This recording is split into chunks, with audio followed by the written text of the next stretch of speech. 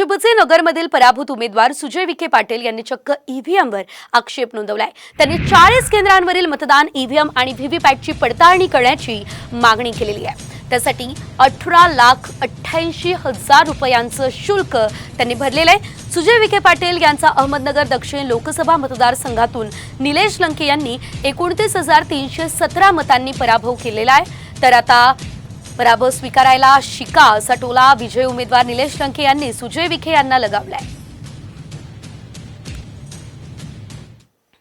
कार्यकर्त्यांच्या भावनांचा आदर करत त्यांच्या मानसिक समाधानासाठी काही बूथ जिथं त्या भावना अति तीव्र होत्या असे बूथ निवडून ते ईव्हीएम आम्ही निवडणूक आयोगाला रितसर नोटिफिकेशन काढलेल्या रकमेचा भरणा करून आम्ही मागणी तपासणीची केलेली आहे।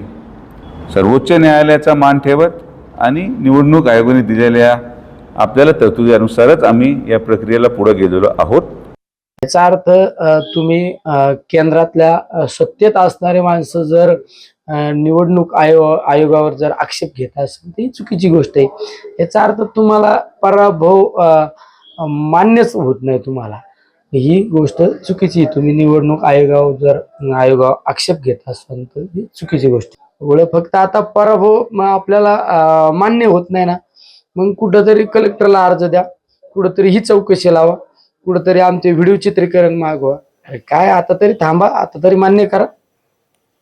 तर कोणत्या विधानसभा मतदारसंघातील किती केंद्रांवरती पडताळणीची मागणी करण्यात आलेली आहे आपण बघूयात।